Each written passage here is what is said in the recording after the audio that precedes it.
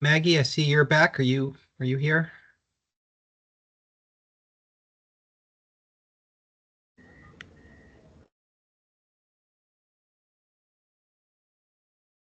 Maggie, are you all set? Can you hear me, Chair Foster? Yes. Yep. Okay, yes, I'm here. Okay. And Mr. Adcock, do you have everyone you need on your side? Thank you, Chair Foster. Kata Westcott, our CFO, will be participating in the presentation with me. Great. Anyone else? Just the two of you? Correct, sir. Perfect. Patrick Nudo's here from Ovation. Was helpful in CADA in preparing the net revenue budget, consultant of theirs at Springfield Hospital. Okay. And are you testifying, Mr. Nudo? I don't know. I've not participated in this call before. Is that a requirement if I'm a consultant of the facility? It's up to Mr. Adcock and Miss Westcott. I think that we will present, and if we need Mr. Nudo, we will ask him to be sworn in. Sounds good. That works well. Thank you. So I'll start the meeting in a minute, and then I'll have our council swear you both in, and then we'll turn it to you for your presentation. About 45 minutes or so would be good, and then we'll have board questions. Sound good? Thank you. Great. Yes, sir. All right, Maggie, we can go back on the record and resume. We are back on the record. We will resume our hearing of August 26th, and next we have a presentation for Springfield Hospital on their fiscal year 25 budget. Mr. Adcock and Ms. Westcott are here. Thank you both for being here and for your submission, and I'll turn it to our council to swear you in. Hey, good afternoon, Springfield Hospital. So I'm going to read the oath to be administered to witnesses. After I read it, I'll ask that you each individually state your name and state "I do." That way the court reporter has both your name and the fact that you have been administered the oath. I'll go ahead and read the oath now. Do you solemnly swear that the evidence you shall give relative to the cause now under consideration shall be the whole truth and nothing but the truth, so help you God? Robert Adcock, I do. Kata Westcott, I do. Thank you. You're both sworn in, and I'll turn the presentation over to you. Thank you.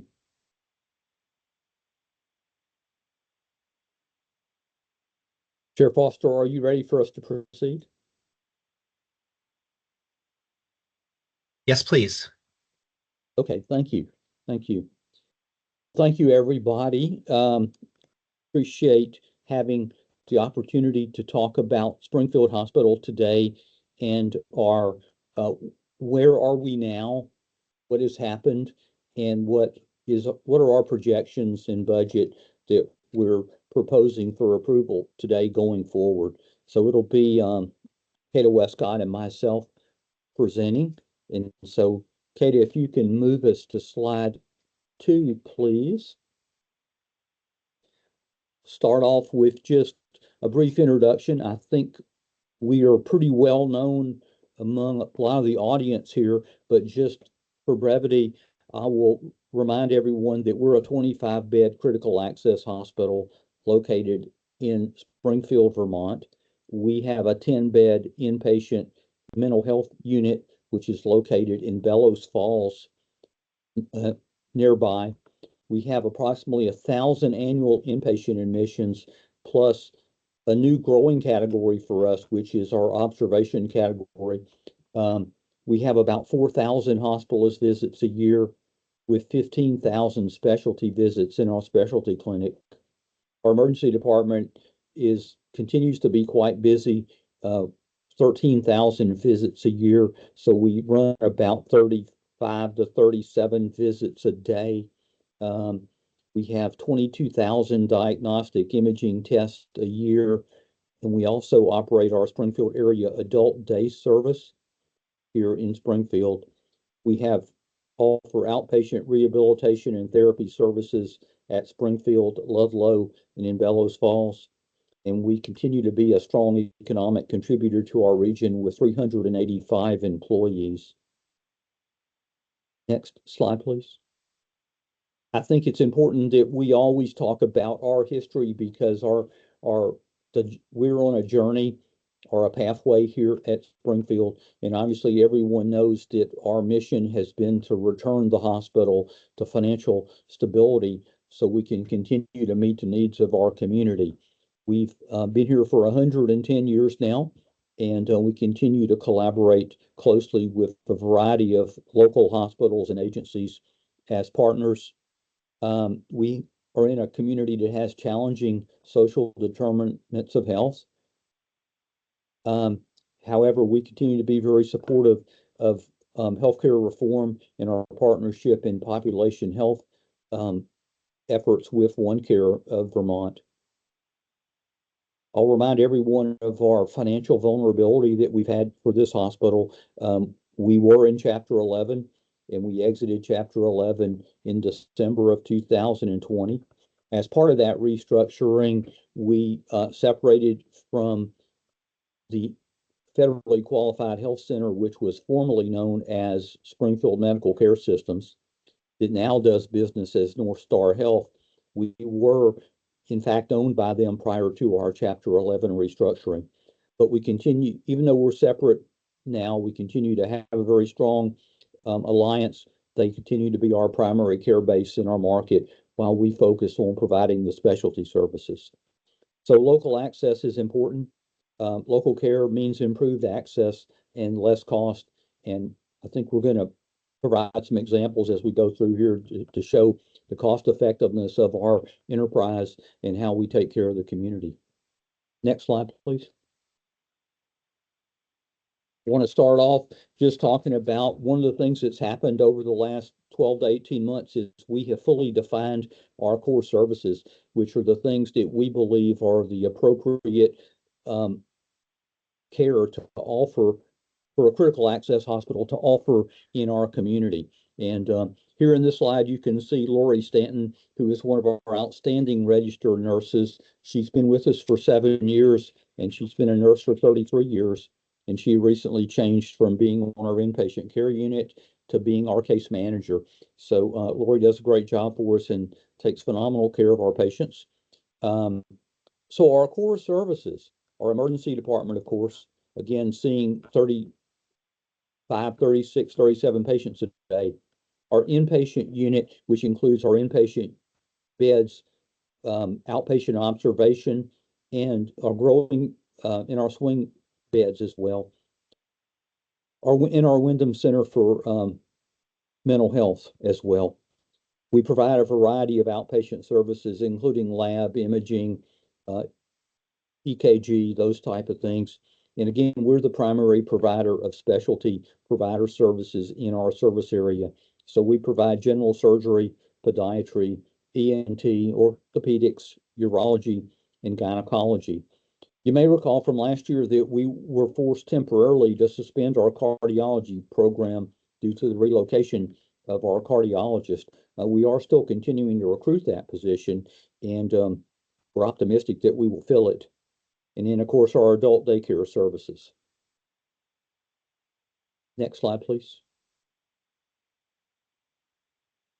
So if you think about where we've been with our financial struggles in rebuilding our hospital, I mean, we are on a pathway in a journey to rebuild our hospital with the goal being to meet the needs of our community and fulfill the areas identified in our community health needs assessment. So what's happening with the hospital right now? Well, we're continuing to have continued operational improvements all across the hospital, and many of those are our pathways.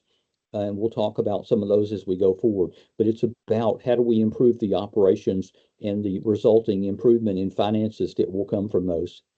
We have year over year had fairly significant improvements in our financial performance, even though we're still not where we think we would like to be yet. And again, we have defined and are now focusing on improving and growing our core services. along with developing our people and culture, um, looking at the availability of the providers in the service area and making sure we have the providers that are needed to reduce out-migration from our marketplace. And of course, those things are things that are appropriate areas of care that we can do very successfully at a critical access hospital that are more convenient and more cost effective for our community. And then again, we're working on improving our quality, rebuilding our technology, improving our infrastructure, which are all foundations of our business and things that, frankly, became opportunities for us as a result of the financial difficulties we've had. So now we're able to refocus on rebuilding the hospital. And as we talk about our pathway to sustainability, we will be talking about that rebuilding effort during this presentation. Next slide, please. So we have, of course, had quite a bit of capital improvements. Over the last 2.5 years, we've had $4.7 million of capital reinvestment in the hospital. Some of that has been based on equipment that has been leased. Some of it has been equipment that we've financed from current operations and from cash. And a good bit of it has also been because we have done a good job and been fortunate in securing grant funding. So these are a few of the areas where we've reinvested in the hospital to improve our building and our medical technology and to allow us to improve the product that we provide to our patients and community. Some of these things have had some operating cash impact on us, and we have a slide later in the presentation where we'll show how it affected our cash. Next slide. I guess one of the big things that we want to talk about is the growth and steps we've taken to strengthen our physician provider panel here. And here's a slide of Doctors Balcom and Connor, our two full-time board certified gynecologists who are seeing patients in our clinic now. We, of course, closed our childbirth center as part of the financial difficulties that the hospital encountered. For a while, we had part-time gynecologists, but that wasn't meeting the need of our community. So now we have two full-time doctors who are here that see patients in the office as well as provide surgery. And so here I wanted to show just a few of the areas now that year over year, and by year I'm talking about June year-to-date 23 versus June year-to-date 24. And here are a few of the items where we've seen gross revenue increase year over year. CT, operating room and surgery, lab, of course, the gynecology practice, which was going from part-time to full-time, MRI and endoscopy. And you can see that our year-to-date net patient revenue has increased year over year from $45.5 million to $46.8 million. So in terms of our pathways for success, is our plan working to recapture volume and regain business that we used to have? And I think clearly this demonstrates that it is, because we can see that our gross and net patient revenue is rising as we have strengthened the hospital again. So next slide. So another comparative year over year from 23 to 24, year to date through June in fiscal year 24, we're at a positive operating margin of $37,000 versus a year ago when we were at a negative $2.3 million. So you can see a considerable growth year over year, as we have strengthened our provider community, modernized our building, brought back technologies that needed to be updated and things like that. So our plan to recapture market share and grow the hospital, is it working? Well, we believe it is, and we think this slide is a key evidence of that. Now, we know that $37,000 isn't a very favorable margin, but compared to where the hospital has been over the last few years, we are optimistic about the progress we're making. Next slide, please. we've got a series of slides here just to drill down on some of the detail. Where are we seeing the growth? Well, medical surgical volume is shifting from inpatient to observation. And while we have a slight increase in med surge, I think you'll see the 52% increase in observation is kind of indicative of what we're seeing in the marketplace. You know, we're seeing more outpatient observation admissions than traditional inpatient stays. We were off a year ago, we were talking about how optimistic we were about our swing beds, and that those are in some cases interchangeable with skilled nursing beds and other post-acute services. So we were doing pretty well on that, and we've seen a little bit of setback on swing beds. We are now re-engaging in a marketing effort with our referral partners to let people know every day that we have available beds that we can take those patients. In most cases, they're a good substitute for a skilled bed that might not be available at another hospital. So as you go down, you can see really good growth in all of these areas, with the exception of swing, where we have re-engaged in our efforts to let people know what we do there. Next slide. Again, here's a summary. 13 out of 18 of our ancillary areas have shown growth year over year. The green boxes show the ones that have grown. So pretty much all across the enterprise, we've seen growth. The drop in clinic visits that you'll see in yellow in the middle of the page is due to the loss of cardiology, which again, we're still working on filling that position, probably with a part-time provider, which would be in partnership with another local hospital. So we're not recruiting our own cardiologists. We're planning on splitting one with somebody else. X-ray exams are down because our person who does barium swallows has been unavailable for part of the year. Mammography and ultrasound have also been down a little bit. Ultrasound, we've had some rearrangement of where the department is because of construction in our nuclear medicine area. And you can see nuclear medicine has reopened. And through June, we've done 42 procedures with a program that was closed for about 2.5 years due to the age and unreliability of the old equipment. So now nuclear medicine is back, and we're regrowing that service. Next slide, please. Same thing, I want to point out, these are our physician practices in the office visits. You can see we had year-over-year growth in all of these specialties, with the exception of orthopedics. And one of those providers has reduced the amount of time available in the office, which is contributing to most of that decline. But you can see in general surgery, we have added new general surgeons year over year.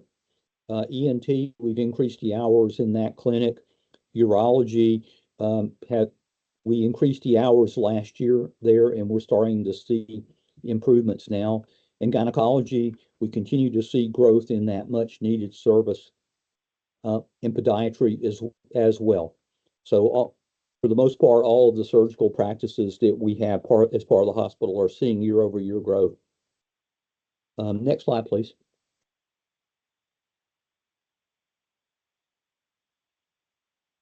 So again, just to kind of reiterate our pathways, we know that there are a lot of patients that used to come to this hospital. So we know those patients are still receiving care at other facilities in our area. In many cases, the cost of receiving that care is higher, and there's access and inconvenience to getting somewhere else. But what are we doing to meet our community needs? Well, we're focusing on our affordability. We continue to have very aggressive ongoing expense management. And I think some of the data we have seen shows that that strategy is working for us. So we continue to manage that very closely. We have done work since last year's presentation on our financial assistance program and implemented the Act 119 changes to make more care available to more groups in our community. And again, what are our main strategies? Well, in terms of access, that is increasing the number and type of specialty physicians that we have.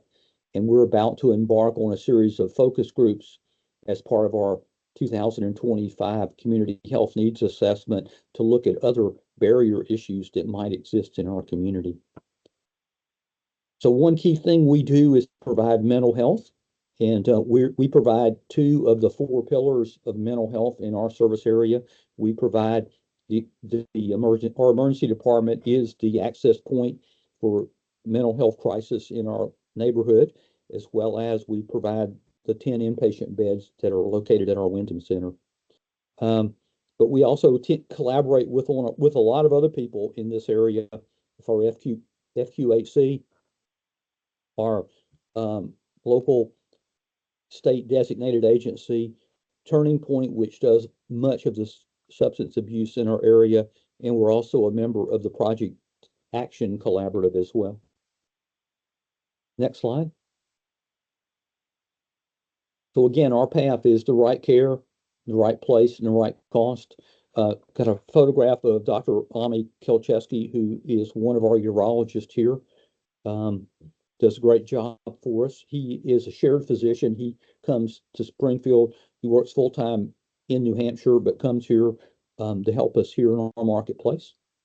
So what's our goal? Well, is to reach sustainability and to continue to provide local access at lower cost.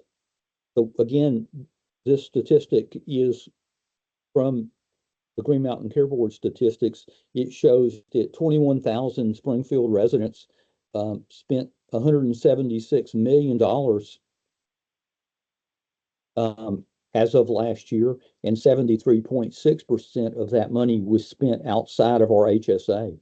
And we know that as a primary care hospital, there are many specialty services that we're not going to be able to provide, but for the care that is appropriate for a critical access hospital, that's what we're trying to build our structure around. What do we need and what's appropriate for us to do? And we believe that if we can provide that access, we can do it, at a very affordable cost, and certainly can do it for less money than other providers. And so that's a win-win-win strategy for everybody. Our patients get local access and more convenience. The hospital gets the benefit of increased net patient revenue to put against our existing fixed cost, and the state gets savings because a lot of that $176 million of care was spent outside of the state of Vermont. Next slide, please. And this slide features a photograph of Dr. David Muller. He is one of our orthopedic surgeons in our practice. Has been with us quite a while and does an outstanding job for us. So our pathway is, again, build revenue, manage expenses, meet community needs. So we're continuing to focus on the revenue side with access strategies in collaboration with North Star, our local federally qualified health center, increase awareness of local services and the growth we've had there, and again, increase the utilization of our local specialty services. When we look at the appointment times, our specialty practice does incredibly successful work in getting people scheduled very rapidly and reducing wait times for specialty physicians. We want to continue to appropriate growth in our inpatient and swing program. Try to run Wyndham Center as close to full as we can to maximize the mental health beds we have there, and focus on using our adult day service as really as a post-acute care alternative. It reduces people that might have to have a nursing home stay or other post-acute stays. We've done a lot of work this year on our revenue cycle and improving that work, and we're going to continue that strategy into 25, as well as continue to pursue grant funding. And we've done a good job of that, and we've had a lot of success in securing grants the last couple of years as we have worked to rebuild the hospital. So those have been very helpful for us. And again, as you recall from prior discussions, we did not receive any PPP funding due to the fact that we were in Chapter 11 while those funds were being dispersed. And so the additional help we've got has been assistance mostly in terms of grant funding.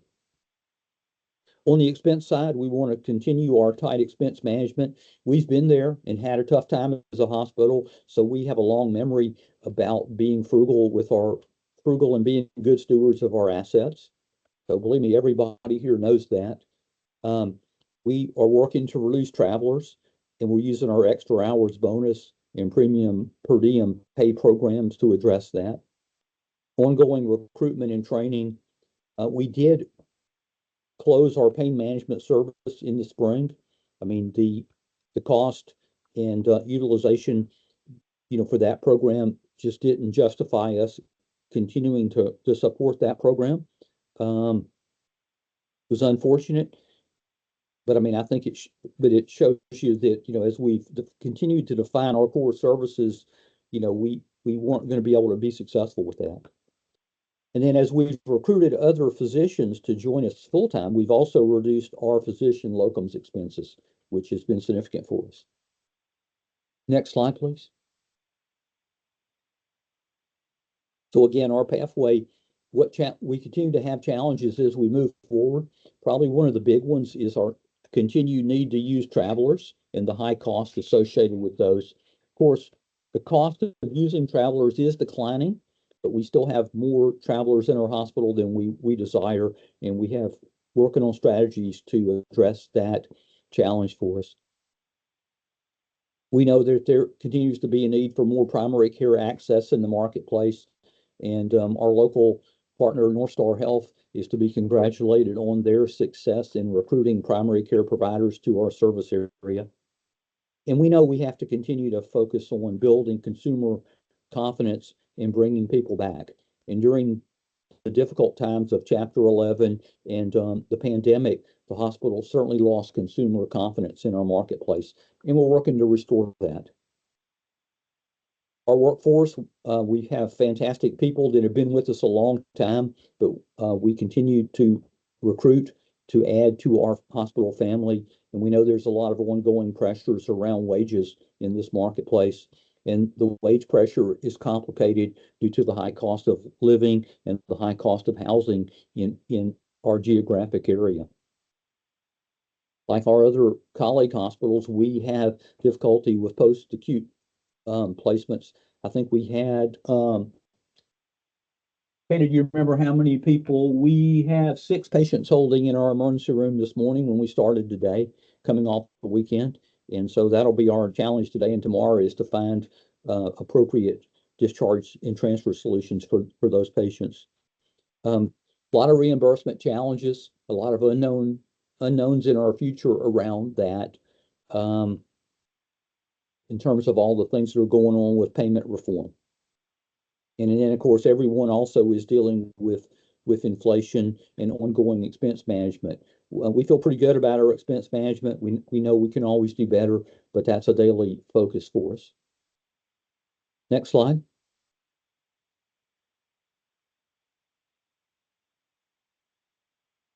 We just put this up kind of in reference to supplies. We of course read a lot of things just to kind of have a reality check to see, are we experiencing what other hospitals in America are? And of course we are. And so 80% of other hospital leaders expect the pressure on supply chain challenges to either worsen or remain the same. More than 50% of our suppliers have experienced supply chain challenges. We see this a lot in our pharmaceutical cost, because sometimes we can't get the needed pharmaceuticals from our normal suppliers. And so we have to look for alternative suppliers. And sometimes that's not as cost effective. Next slide, please. Again, our strategy for this year is really to continue the strategy that we've been following over the last, I would say, 2 to 2.5 years, which is to focus on rebuilding our hospital. And that reinvestment in our hospital includes having the right providers available for our marketplace and providing the care that's appropriate for critical access hospitals, and also addressing some of the challenges we've had with our infrastructure in our building and our equipment. And in 2 years, we've made great progress on those two things. We still have more work to do, but we've made great progress on that. And again, how do we recapture the patients that are leaving our area? Springfield, we know we don't need a large population growth to increase our volume here. And we're not expecting to have a population growth, but what we are challenged to do is to re-win the confidence of our community and get back to patients who are already here that are seeking care somewhere else. And so our investments in medical staff, in our infrastructure, and in quality, and bringing in the appropriate providers is the pathway that we're following to accomplish that. Next slide. I want to revisit this slide. We used it last year, and I want to revisit it again because I think it also is proof of how well we've done on cost. You can see for commercial insurance, our reimbursement is about 159% of our cost, and we're just under a break even for Medicare at 99%, and about 75% for Medicaid. And if you look at the graphs across the bottom, it really highlights this. So you can see we're pretty close to break even for our Medicare book of business. We have a favorable margin on commercial, particularly on the outpatient side, and those are pretty much making up the deficits in revenue versus cost that we have for Medicaid. Again, next slide, please.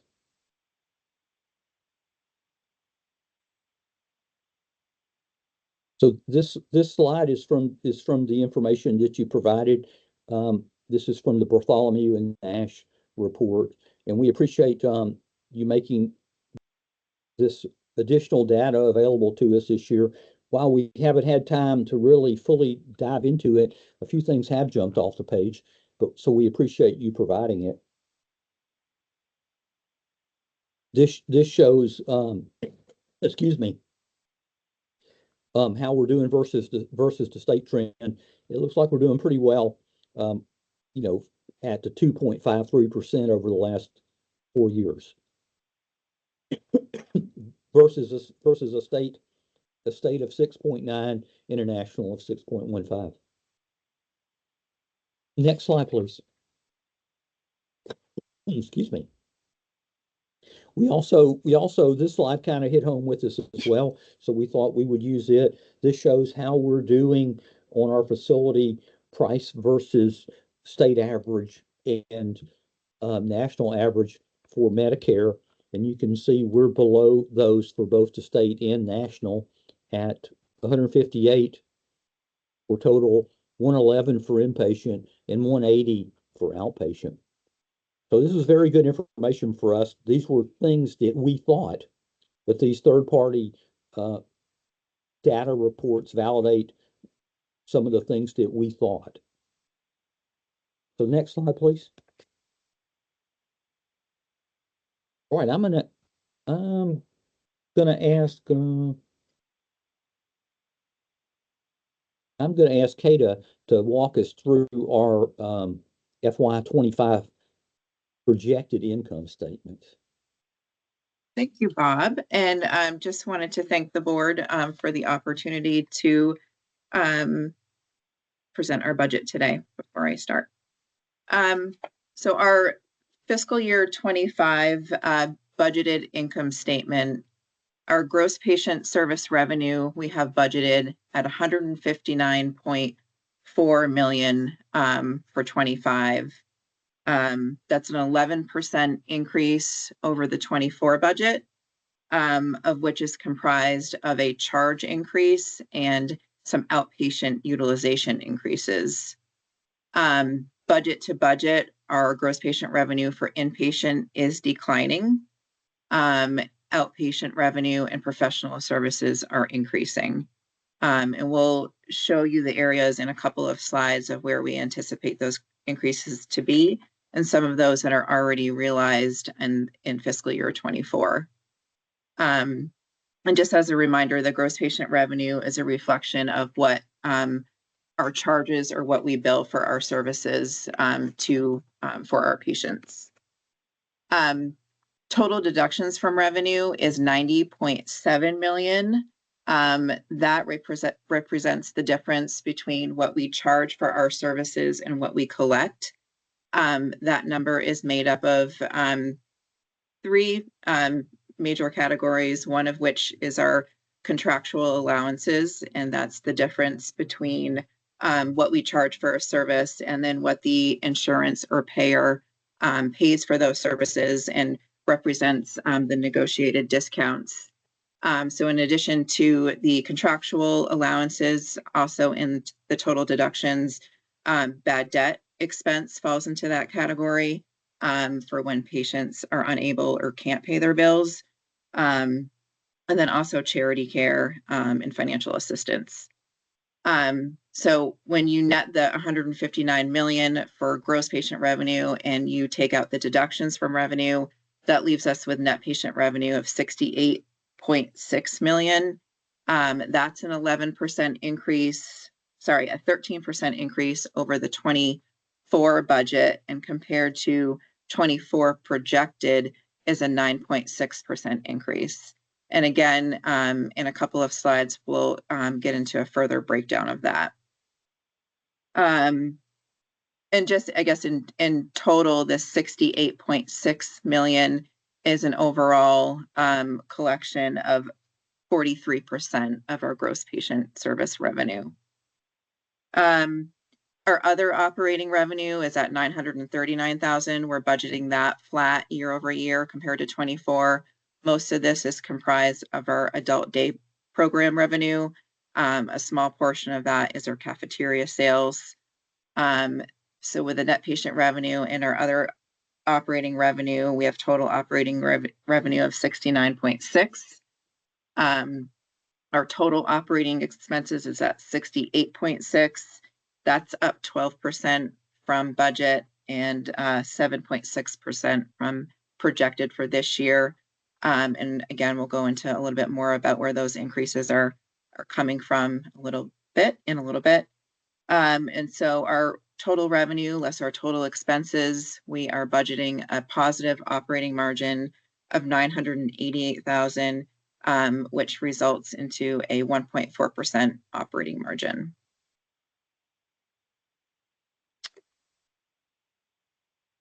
So this slide is on, excuse me, charity care and bad debt. And as I mentioned, these are included in that 90 million of total deductions that we just saw on the income statement. As Bob mentioned previously, we did implement Act 119 back in June. And one of the major Act 119 being changes to our financial assistance policy.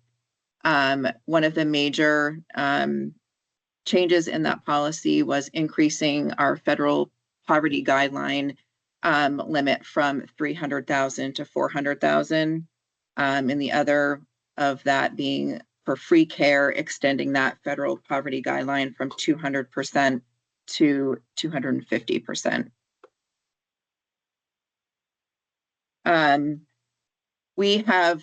We're also reviewing recommendations currently for further financial assistance policy modifications.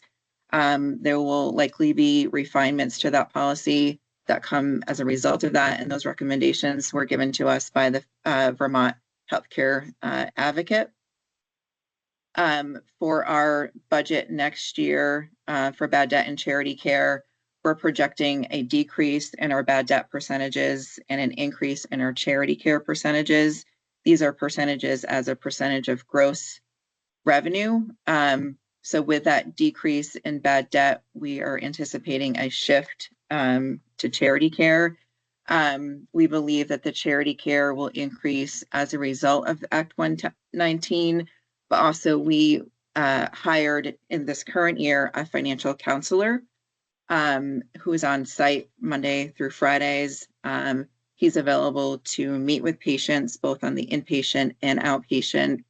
And we're finding that with that financial counselor who's able to meet with patients, establishing a relationship with them at the time of service, being a friendly face who's offering help for patients that need it. We're finding that that's more successful for that more that face-to-face kind of contact at the time of service, and having that face-to-face contact, the patient is more, it seems it's more successful for them to follow through later on with the financial assistance process rather than having that initial contact, after the patient has gone home.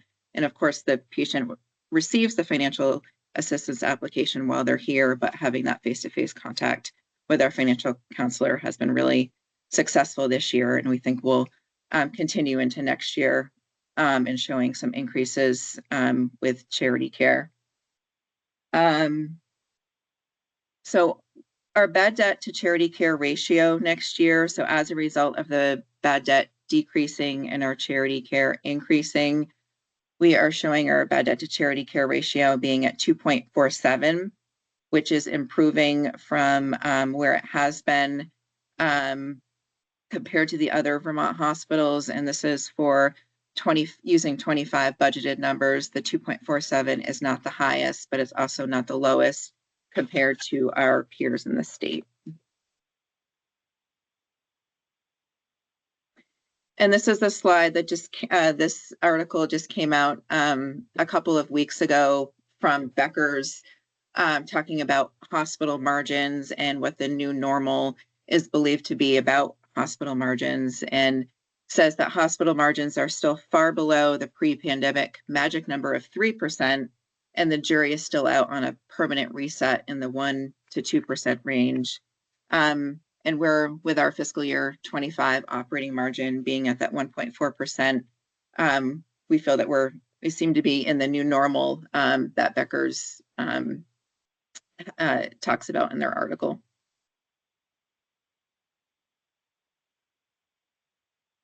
This slide is comparing Springfield's request for the 3 different benchmarks that were outlined in the budget guidance that came out.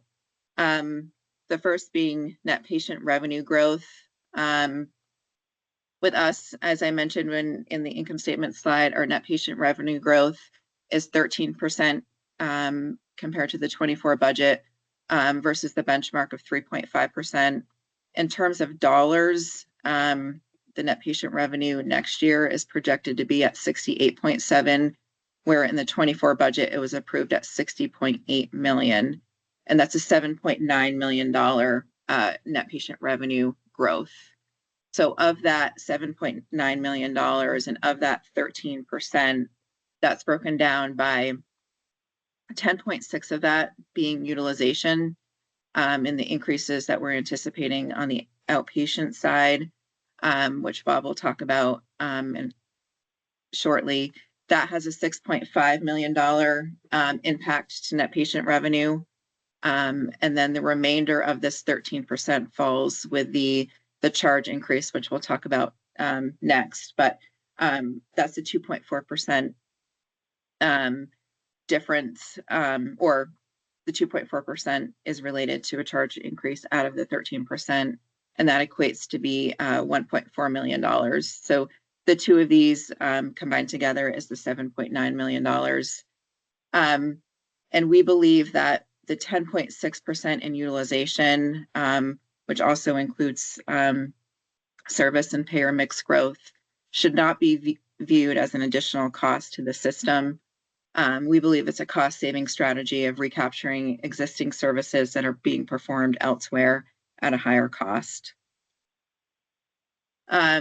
Next, we have the commercial rate growth. Springfield's coming in at 2.2% versus the benchmark of 3.4%. So we're below the benchmark for that measurement. Of that, our assumptions also for growth was that Medicaid would have a 0% rate growth. Medicare would have, being a critical access hospital and being paid based on allowable costs, that we would be paid allowable costs plus 1%, less 2% sequestration. And then our assumptions for Medicare Advantage would be that Medicare Advantage pays at the Medicare rates, but does not cost settle.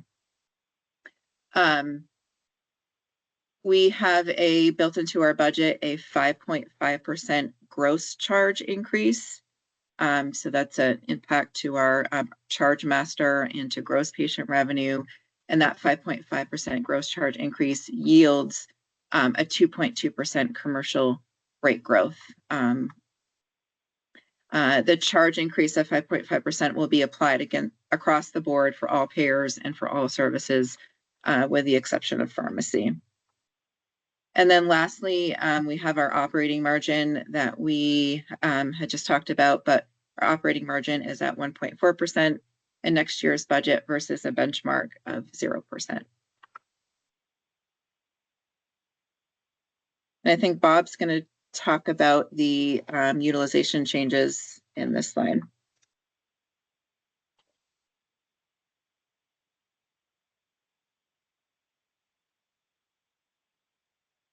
You're on mute, Bob. Okay, sorry, I was on mute. So the question you'll ask is, where will the growth come from? This slide represents our projection of where we expect the growth to come from. And it is across several areas, including our mental health admissions. We have done a lot of work there. We now have a very solid team with a MD medical director, 2 full-time nurse practitioners, as well as a pool of 3 per diem nurse practitioners that are covering vacation. So we have the strongest mental health provider team we've had in the last few years there. So we feel really good about our provider team at Wyndham. Operating room cases, the growth in the surgeons, we expect to increase our surgery cases. Endoscopy, our surgeon one of our surgeons has semi-retired and has gone part-time, and he is now devoting a dedicated day a week to just doing endoscopy, which is helping us quite a bit in that area. MRI is up because part of our capital improvement, we did get a new MRI scanner, and we were able to do procedures that we could not do before, including one of the most important ones were cases that we were sending out for prostate MRIs. So we could not do those before, and now we're able to do those ourselves. Nuclear medicine, huge increase there because, again, the program was closed for a couple of years, and now we've reopened it. So we have very reasonable projection of 240 cases in FY25, which we feel good about doing. And then we have a small increase in general surgery, and in gynecology, we have an increase as well. And one of the gynecologists has gone from 3 days a week to 4. And so we feel good about increasing our volume there as well. So this is a breakdown by area of the hospital where we think the growth will come from. Next slide, please. And again, we think the 1.4% margin is very, very reasonable for us. We have taken the steps to recruit providers and strengthen those practices. Still have some recruitment to go. We have a few things that we still need to do, but we're working on those things and are optimistic that we're strengthening our provider practice. So, we want to balance the cost of providing care with reasonable reimbursement. We do have lower prices and lower cost, and so that has some impact on our margin. We have had our days of cash on hand have gone down a little bit year over year. Some of that has been current operating cash that we've had to use towards reinvestment in some of the capital that we've had.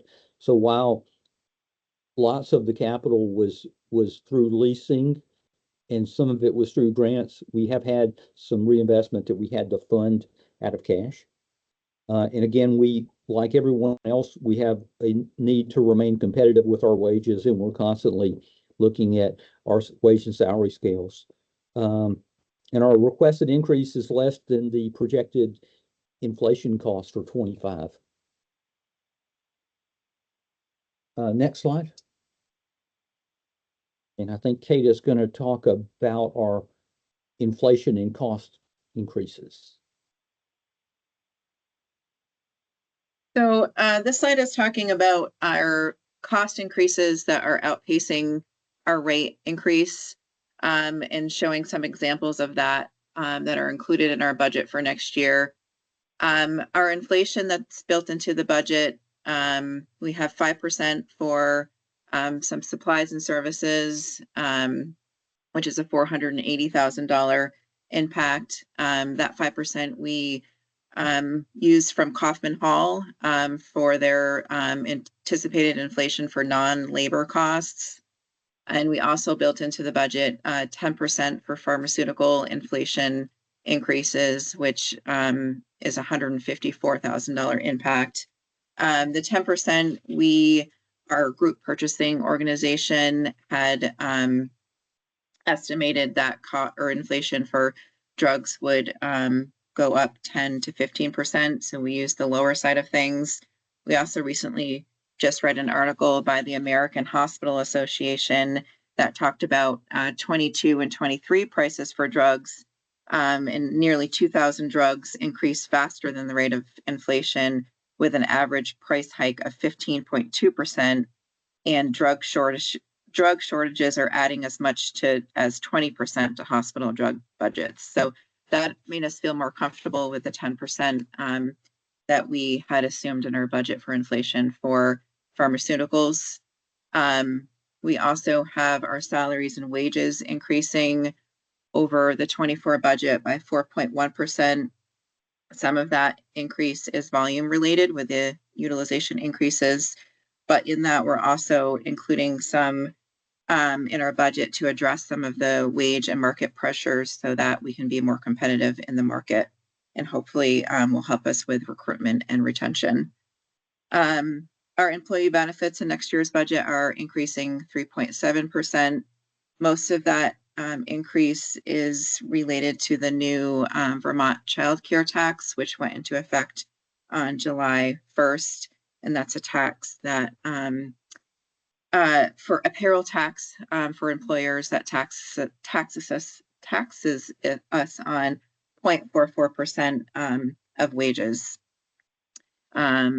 And then our travelers, they were under budgeted this year in 24.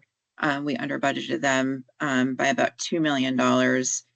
So we're building up next year's budget to be more in line with this year. However, we're projecting for lower traveler costs in 25 compared to 24. As Bob mentioned, we are seeing rates go down for travelers this year, and that's also built into next year's budget. We're also hoping that with being able to, or building some into our budget for better wages, that eventually will also result in a reduction of travelers. We're also doing some other initiatives and work that may help reduce travelers as well, and we'll talk about that in a couple of slides. And then another big increase for us is insurance, and that's for professional general liability and cybersecurity insurance, which budget to budget is going up 45% or 270,000. However, in 24, we're already experiencing some of that increases with policy renewals that happened in the spring. So budget to budget going up 45%, but only 9% from what we're experiencing this year.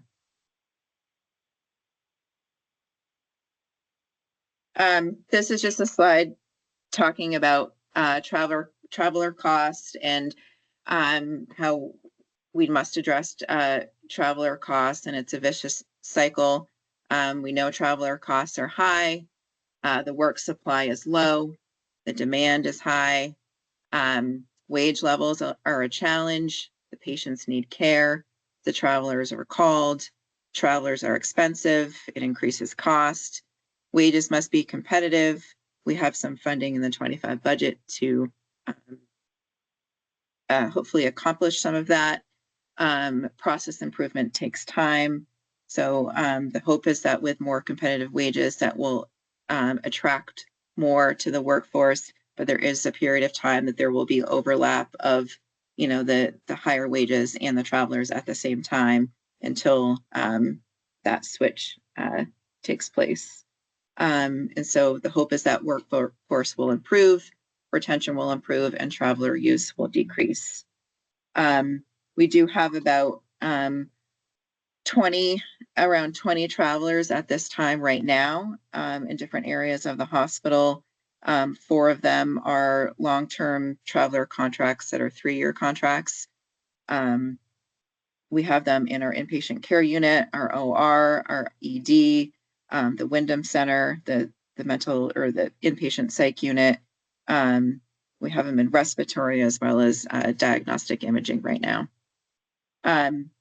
Bob, can you please talk about some of the initiatives that we are taking to work on the traveler costs and hopes that will be decreasing? So thanks, Kata. Travelers has been a wild card for us this year. It's been an area that we have had a challenge to manage because we thought that you know, when we budgeted last year, we thought that we would be able to get the travelers down, but we have a press on with our team now in doing a number of things. One, we have hired a full-time recruiter on our staff. We're attending all the local job fairs that are local and regional colleges. You know, our recruiter is now part of the River Valley Tech Advisory Committee, using a lot of social media presence and marketing and employee testimonials to let people know that we have openings and that Springfield Hospital is coming back and that it's a good place to work. We're doing a lot of work with LinkedIn. Our COO, CNO has partnered with the River Valley Tech Center to establish a joint agreement. So we will provide an RN educator for their nursing program. So our whole relationship with River Valley Community College has also been revamped, and we have some students rotating now, and we're continuing to use international companies for the long-term travelers who are more stable and more cost effective for us because they actually move into our community and stay for several years.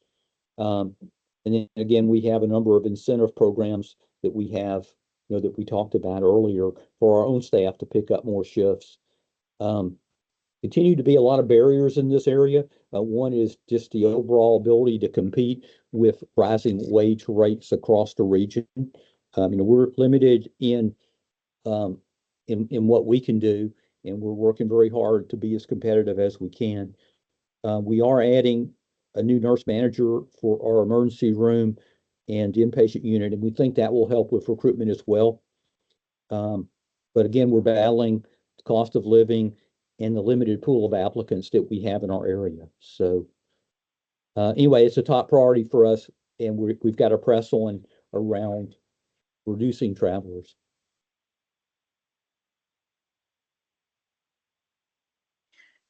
This is a slide that I believe Elena's team had put together. This is showing that Springfield Hospital's operating expense growth is low. So over the period of time from 2020 to 2025, these bars are showing the cumulative expense growth over that period. Springfield is number 6 out of 14 hospitals, with the 14th one over to the right being the highest expense growth over that period of time. And Springfield at number 6 is just over 30% cumulative expense growth, which includes our 25 budget request for operating expenses. So we felt that this was a good slide to show that our expense growth has been pretty moderate over the last 5 to 6 years. And then this slide is talking about the days cash on hand, which is another slide from Elena's team put together with all of the hospitals' historical days cash on hand over the last 4 to 5 year period. with Springfield being one of the lowest, if not the lowest hospital for days cash on hand. In fiscal year 21, that's the year that Springfield came out of Chapter 11 in December of 2020. So that fell within the same fiscal year when we were at 42 days cash on hand. 22 and 23, we had a lot of COVID grant funding that we had in those years that helped our days cash on hand. And then for 24 projected, we're projecting to be at 50 days, which is the result of Bob talking about in a previous slide of all of the, or some of the capital investments that we have made in the hospital and infrastructure improvements that we've made. Some of that has had to come out of our operating cash. Some of it has been financed, but some of it we've had to pay out of our pockets, and that's been about 13 days cash on hand for us. We've also had some challenges in our revenue cycle with staff turnover. That has also impacted the timeliness of collecting on our AR. And then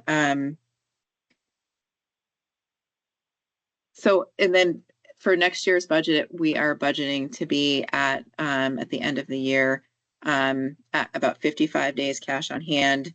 A small improvement over this year, some of that being continued capital improvements that we will have to continue to invest in for next year as well. So, Bob, was there anything you wanted to add in this slide before moving on to the next slide?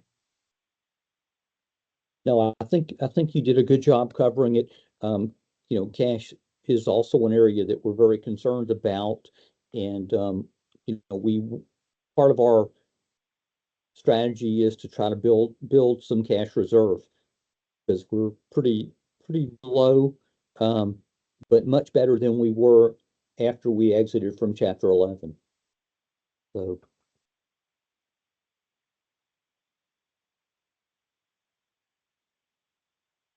And I'll just pick up, you know, in summary, what is our ask for this budget? Well, it's a 13% net patient revenue growth. However, most of it is growth in our volume, mostly around the procedural and surgery areas.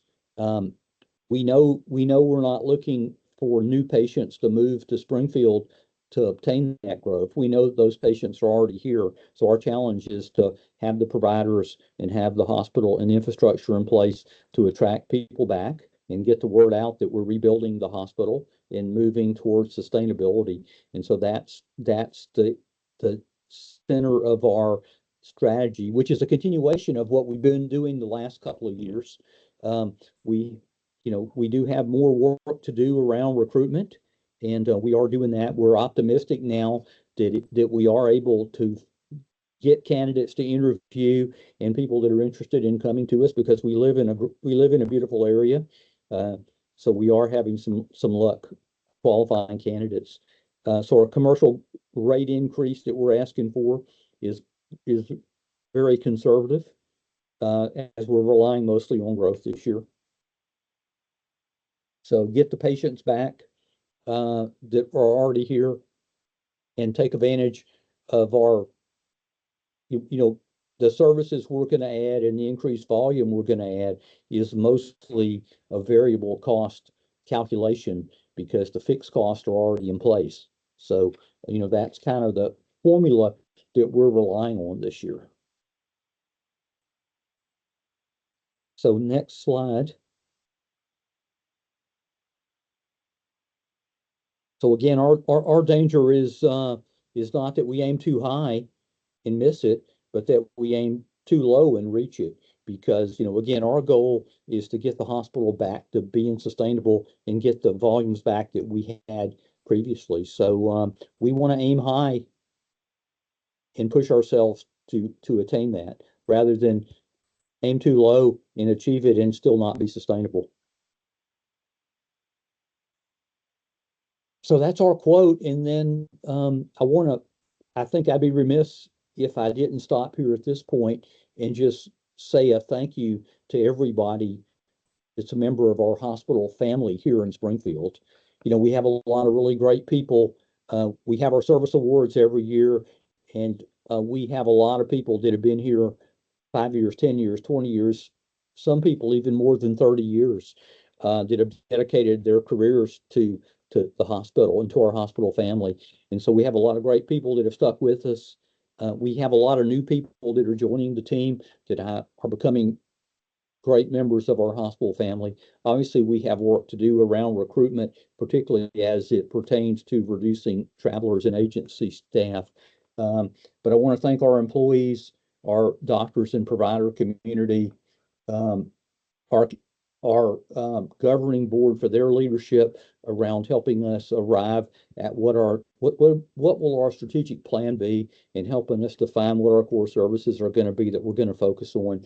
And then especially finally thank our community for sticking by us during these troubled times and difficult times, and looking forward to meeting their healthcare needs in the future as we go forward.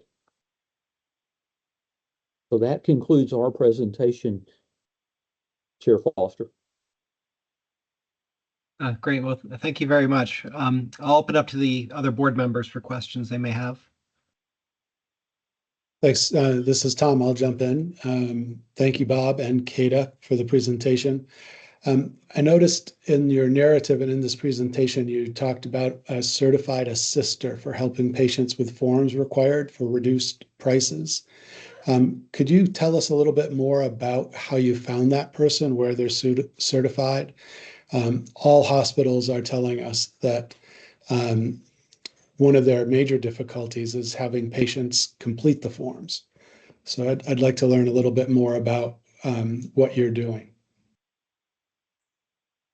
So the certified assister is our financial counselor, and he actually, upon hiring him, he became certified after he started with us. He completed the training while he was employed, like the first couple weeks of starting with us. He went through the training and then completed I think the exam, or passed the exam to become certified. So he's a local person. I'm not really sure what his background is, but he's been very a huge asset for the hospital with having that certification as a certified assister. But yeah, he basically completed the training here. That's what he did for the first couple of weeks after starting with us. That's terrific. I'd like to learn more about that course and that process. And I know from long time ago, caring for patients, one of my areas of interest was in communicating with patients. And I had a lot to learn to communicate, to improve my communication. So I imagine with that type of work, there's a lot to be learned about how to do it better. So I just wanted to commend you guys for taking that on. I haven't heard from another hospital that has a certified assister with their financial counseling.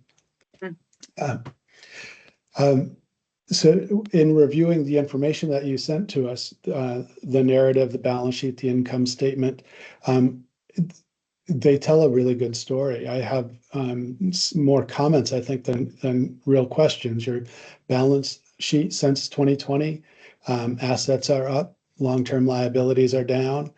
Income statement, bad debt has been flat or slightly down since 2020. Free care has nearly doubled. All of those things headed in the right direction, and that strengthen your organization, and while also helping your community. In addition, a site that we've been interested in here at the board, the Lown Institute Fair Share Project, which looks at the community benefit that a hospital provides in dollar amounts, as well as the tax benefits the hospital receives. Yours are tightly aligned. According to the Lown Institute, it's 3.65 million in community benefit and 3.78 million in tax exemptions. Just shy of kind of giving back to your community the amount that you receive in tax breaks. And that's fabulous. We see across Vermont, we have a range of plus 8 million given in community benefits at one hospital to minus 19 million taken in tax breaks greater than community benefit. So you're right in the middle and going in the right direction. The RAND data that you also shared with us looks very good. The difference between your total facility price at 152% of Medicare and your break-even point is about 98 points. Several of our hospitals are well over 100, and that difference between total facility and break-even is considered an assessment of productivity and efficiency. And at 98 points, you're right in the middle. Many hospitals, not many, several of our hospitals are over 100, but we've seen as low as 11 points. And so I'm wondering if you'd just comment for us about productivity and efficiency at your organization and any plans that you have ongoing to improve that. You're talking about bringing on new staff, but I'm wondering about the productivity and efficiency of your existing staff. Could you say some more about that, please? Well, this hospital has had a lot of cost pressure on it as it's gone through the financial difficulties we've had. So managing tight and not being very cautious about anything we spend electively has become part of our culture here. We are very cautious about our staffing, but understand that in this size hospital, we do have a lot of staffing that's fixed. And so, a lot of times we have to have the minimum staffing. And, if you think about our inpatient unit, a two-patient swing might be a 15 or 20% change in volume. And so, flexing up and down around that is pretty hard when you have so many minimum staffing levels in the hospital. And so, like at night, respiratory, lab, those type of departments, x-ray, I mean, they have a minimum fixed staffing because that's what we have to have. But we do manage all that very closely and look at that all the time. So. Okay. Thanks. I think other board members might have more questions on those topics, so I'll leave it there.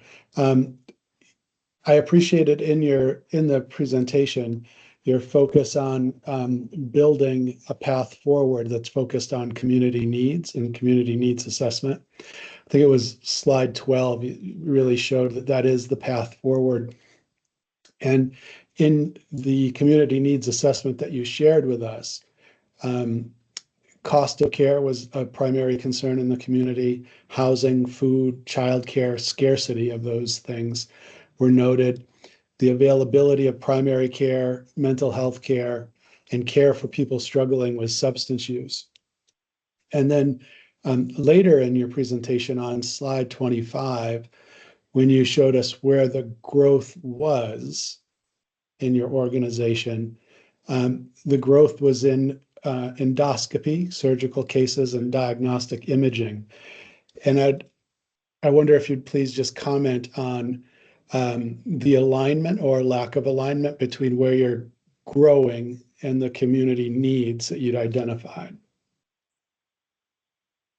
Well, certainly, and understand that our primary care provider, North Star, has done a good job recruiting and focusing on the primary care needs in the marketplace. And they've recruited a number of new providers year over year. So we have focused our recruitment efforts on the specialties that we felt were appropriate care for a small town critical access hospital in New England. And so that's where we have focused in terms of all the diagnostic things, those patients leaving the area, there's really no reason for them to leave the area to get a CT scan or an MRI scan and to go somewhere out of where it costs more, and particularly if that somewhere else happens to be out of state. So those are Vermont dollars going into another state. And so we we have focused a lot on mental health. Again, over the last year, we have really had a great success on rebuilding that team by adding one full-time, nurse practitioner plus the per diem people to fill in. But in terms of the procedural growth, these are all things that we know have been going out of the marketplace to other facilities. And again, often at higher cost and often to other states for those things. So we focused on those. And again, trying to do that by a couple of areas. One, women's health, by trying to grow gynecology, and men's health by supporting urology very, very closely. A lot of the lab and X-ray things are screening our first contacts with the system. So again, trying to line these up. I'm kind of lost in my answer now. Did I answer? Yeah. Get me back on track, Dr. Walsh. Yes, thank you, Bob. I prefer Tom. But thank you. That's a good answer. And the you've given me a wrinkle to think about, really, with bringing some of these, recapturing some of the care that's been leaving the area and recognizing that your facility is lower cost, and thinking about it that way. I appreciate that point that you made early in the presentation, and again there.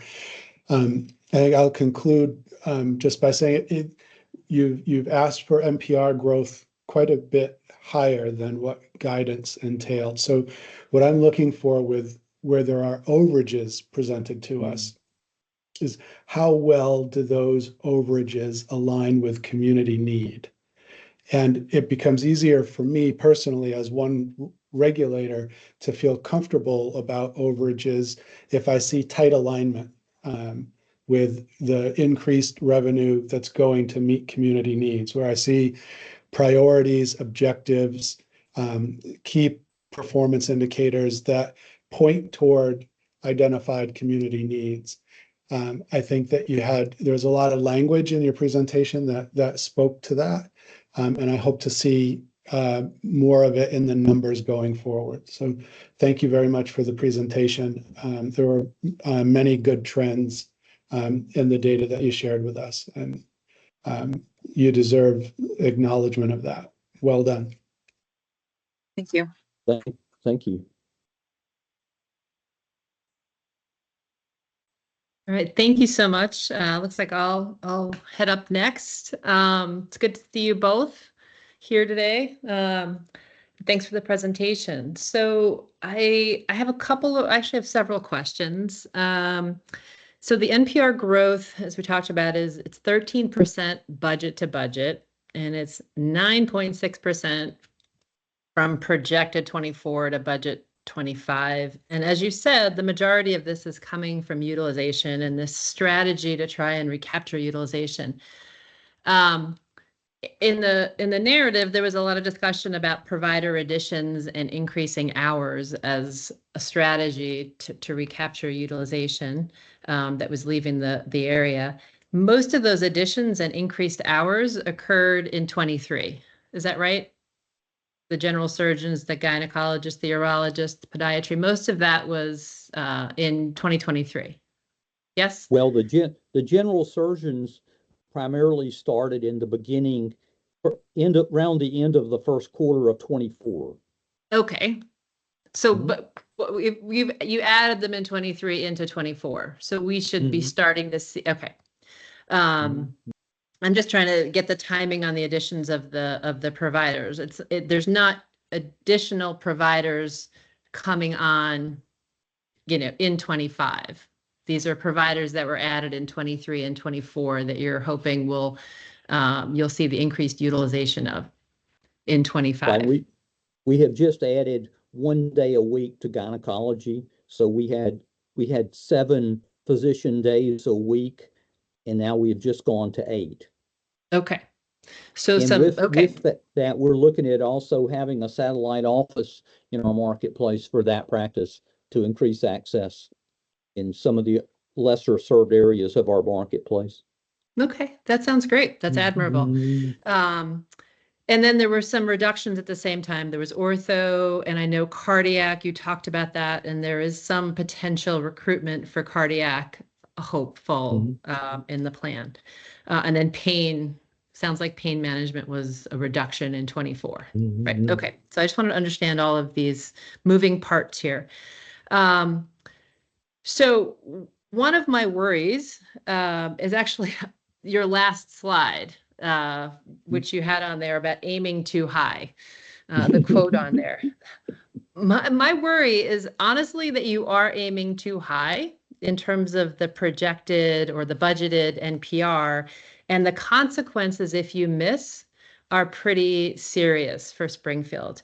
When I look and compare the 24 budget to 24 projected, okay, that would be attachment A. When I was looking at the volumes from the projected for 24 versus what you budgeted in 24, I see admissions are lower than budgeted. I see patient days, including mental health, lower than budgeted. I see ancillary on OR cases, endoscopy, lab tests, mammography, ultrasounds, EKGs, PT, all of those lower than budgeted. Specialty visits, lower than budgeted, particularly surgery and orthopedics.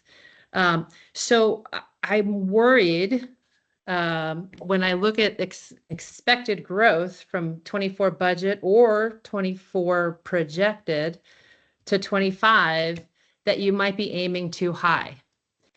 And the problem that I see, the reason why I say the consequences there could be dire, is that if you plan for revenue growth that you don't see, and you have the expense growth that you're projecting to match that, what I might argue might be aspirational revenue growth, and you miss, you don't have a financial cushion.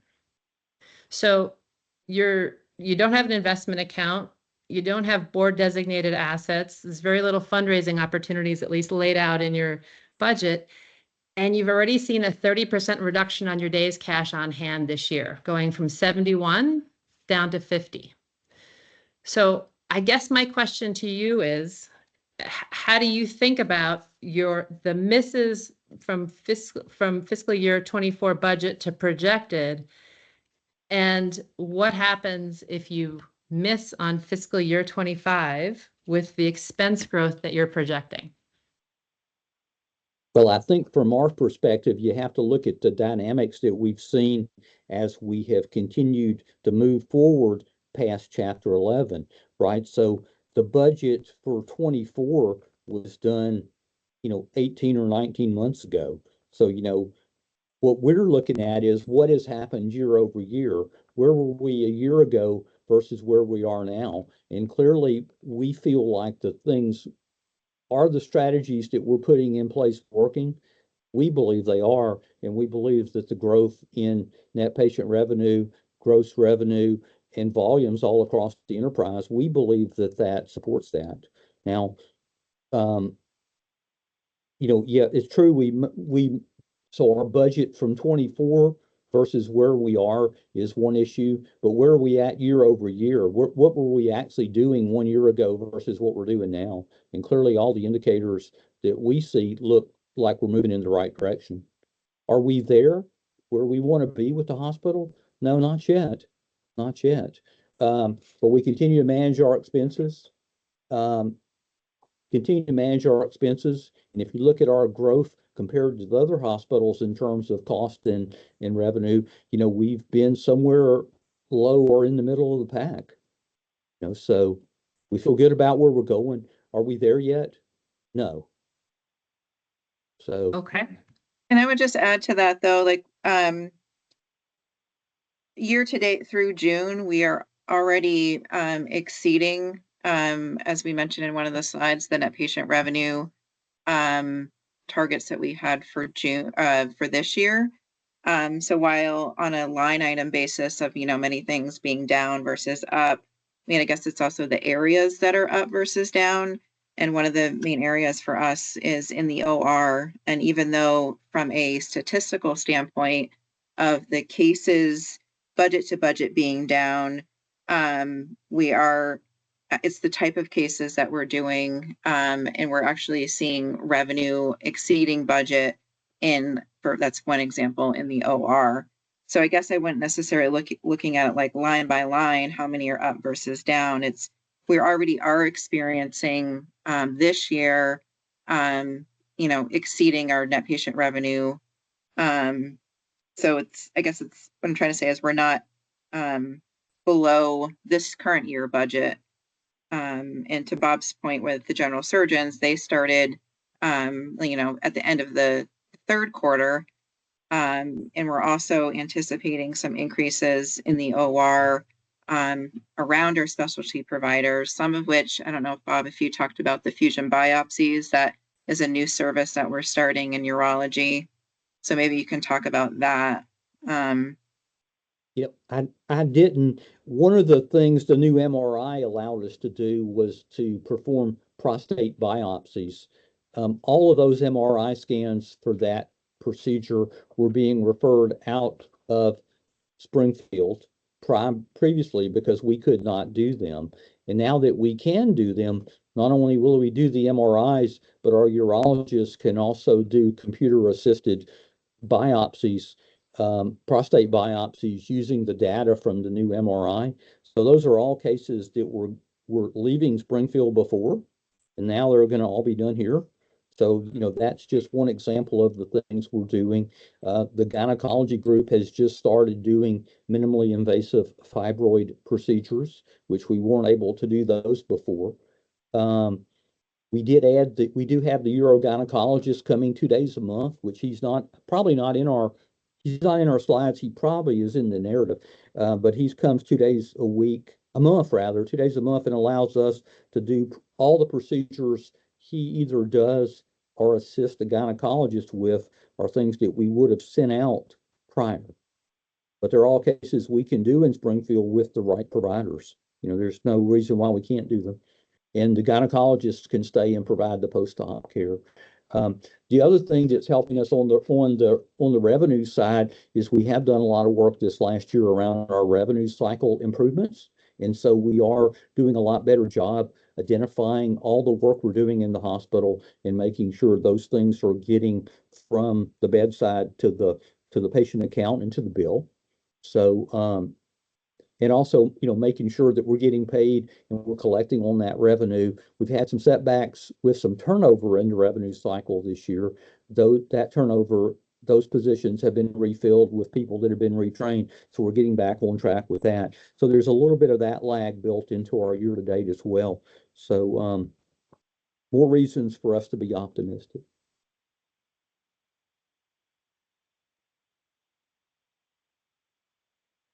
I think you're muted. I was muted. Sorry, I said I appreciated the optimism. I am concerned about the downside risk. So you just mentioned turnover, and I'm wondering, you spoke a lot about, some of the staffing challenges that you have, particularly with travelers and under budgeting in 24 for travelers. I'm wondering if you can talk a little bit about turnover rates among your medical staff, either MDs and RNs, and how you benchmark turnover rates to other organizations. I don't have that data at my fingertips. We'll have to reply back on that. Okay. We do have some turnover measurements, but again, we're in a pretty dynamic marketplace here. So. Yeah, no, I'd appreciate that, and particularly recognizing how you benchmark it, to other organizations, whether your turnover rates are about average or above average or below average. I'm particularly interested because you described, the traveler situation. So I'm wondering also, if you compare the number of travelers that Springfield relies on compared to other similar sized hospitals. Yeah, we have not had the data to compare that. So we will have to do some work on that. Okay. That would be great. I'd appreciate seeing that. So one of the things I've been interested in is thinking about efficiencies and productivity and all of that, as you probably can gather from some of the other hearings. And I was struck by, and I think I asked this question last year because it struck me last year, when you said in the narrative that you staff for 17 beds. You're licensed for 25, you staff for 17, and your average daily census is 8. And I noticed in last year's submission, you had about the same average daily census. Actually, it's probably a little bit higher based on attachment 8, and you were staffing for 15. So I'm curious why with the same average daily census, you're now staffing for 17 when last year I think you were staffing for 15. Well, the nurse staffing on the nursing unit is variable. We don't leave the unit staff for 17 if we have 8, obviously. But if you look at the inpatient census, there's also some coming and going there too, because on our inpatient unit, we have all 3 categories of the patients together. So we might have an inpatient census of 8, but we might also have patients that are observation that are in the room next to them and patients that are swing patients in the room next to that patient. And so like this morning, we started and we had 15 patients on that unit. We had 6 of them were in observation and 2 of them were swing. So our inpatient census this morning was 7, but there were 15 patients on the unit in a bed this morning when we opened business. Okay, that's interesting. Thank you for that. Yeah. That's a helpful clarification. So when you see us say inpatient admissions and inpatient days, we're not counting observation and swing in that. Okay. I have that right, Kata? Yeah, it would be the 3 combined.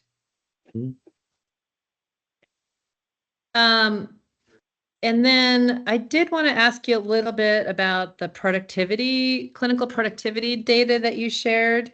Is that something that you all monitor when you're thinking about staffing, when you're thinking about access, any of those types of decision-making? Salaries? Well, we do think about it. It's really difficult to benchmark because again, in our size hospital, we have a lot of minimum staffing issues. And so we need a certain minimum level if we're gonna have a service. So we would like to have the volume and the dynamics to be able to benchmark that more on more even footing, but it's hard with our size. Like for cardiology, for example, I had a resume, the recruiter sent me a resume last week for a cardiologist who was finishing a residency. Now, we don't have enough volume for a full-time cardiologist here, so we need one day a week, maybe 1.5 days a week, which is what we had with the prior provider that left. Okay, and so that's what we're looking for to replace with. And the doctor that the recruiter forwarded to me also was an invasive and interventional cardiologist. So clearly we don't and won't have a cath lab here, and we're not going to be doing any coronary interventions here. And so a lot of the newly trained physicians, they're not going to want to come and not be able to fully practice their specialty. So that's been a really tough one for us to get somebody to come practice medical cardiology 1 day a week here. That's a tough one. Can't afford a full-time doctor because that would cost, like a lot of money. But I mean, that's kind of an example of what we do. Urogynecology, the first quarter, we had a quarter where we sent, trying to remember what the number was of urogyn procedures out. And we were aware of this doctor who we thought we could recruit to come on a part-time basis. And that doctor, what we've learned two things with that doctor. One is that we can do cases here that we were sending out, and two, our own gynecologists can also do more complex cases if that doctor is here assisting. So. But benchmarking though, this is a tough question for a small hospital because of the minimum staffing requirements. Yeah, I appreciate that. So I think I would just say that if you compare some of the work RVU numbers that you submitted to other hospitals that submitted the benchmarks, I think you'll get a sense of where your productivity numbers are relative to other hospitals, relative to the national, and there are national benchmarking tools that you can use to see. So, but I would just encourage you to look at some of the data that was provided by other hospitals, their work RVUs by specialty and the national benchmarks that are associated with each of those numbers. And I think Springfield can, you'll get a better sense of where y'all stand. Okay, that's all I Okay, have. thank you. Back to you, Chair Foster.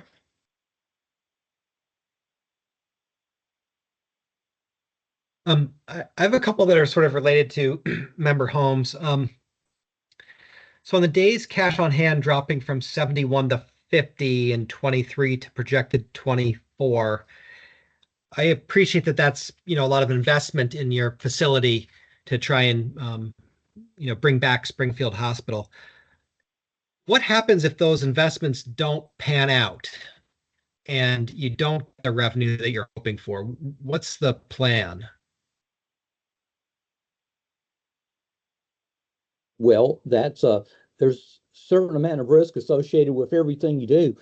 Clearly, the hospital that we had 3 years ago, we had a situation where there was no capital to reinvest and replace aging equipment, modernize the technology, do the things that we needed to do to the building. So clearly, we felt like we were in a situation where we needed to have that reinvestment. So there is a certain amount of risk associated with that. However, when we embarked on that risk, we knew what our volumes were at that time and anticipated growth in those volumes. So certainly no investment is without risk. However, for example, when we the incremental monthly cost to upgrade the MRI scanner, the existing scanner was a lease device, and we extended the lease and replaced it with a new scanner. The incremental monthly expense of replacing the device with a new scanner was probably about the same net patient revenue as one incremental test. So the risk wasn't very high. So Right. And certainly the risk is also part of the context is the consequence. And, the risk at 120 days cash on hand down to 115 or 100 is different than 70 to 50. So I'm trying to understand the backup plan, if you will, if those investments and projected utilization increases don't materialize. I'm taking away from this hearing that you're comfortable with the risk for all the reasons that you and Kata provided, but is there a plan if it doesn't materialize like you project? Well, I mean, again, I think that there's lots of care leaving our area. We know those patients came here before. So to answer your question, we don't really have a plan if the volume of the hospital is below what it was 2 years ago when we embarked on this strategy. But the investments were necessary for us to continue to operate the hospital as it was 2 years ago. Okay. So the answer to your question is we don't really have a plan C for if the hospital was to become much smaller in less volume and less revenue than it is today. But we do know that the patients are going elsewhere. In terms of the revenue, a lot of small hospitals. I'm sorry, interrupted. Go ahead. No, go ahead, please. Here. Some small hospitals have a large amount or a large percentage of revenue tied up to particular physicians. It can be concentrated with particular doctors. Do you have do you have a high level of concentrated revenue with particular doctors or groups? Well, obviously, all of the physicians that are part of our hospital practice are all procedural doctors, so they're all surgeons. Now, there's variability between the net patient revenue generated from one specialty to another. For example, I think most people would assume that orthopedics generates more net patient revenue than, say, general surgery or gynecology, maybe. We have a podiatrist who, he does operating room surgical cases, but most of his practice is ambulatory in the office. But we had no podiatrist in Springfield when he came, so everybody for that specialty was leaving. So the answer to your question is yes, and it's basically all of our providers in our panel because they're all surgical specialists. Okay. So what I'm getting at is whether or not there's a risk of a provider retiring or moving or taking a job elsewhere that could impact your utilization and NPR increases. Is there any risk of that here? Absolutely. There always is a risk that a provider will relocate. And what I'm feeling now that would have been harder to have told you 2 years ago, though, is we have seen the market for recruitment loosen up, and we are seeing candidates who are interested in coming here, and we're qualifying candidates for open positions. Some of them, like I said, cardiology is really hard because we can't offer a doctor a full scope of practice.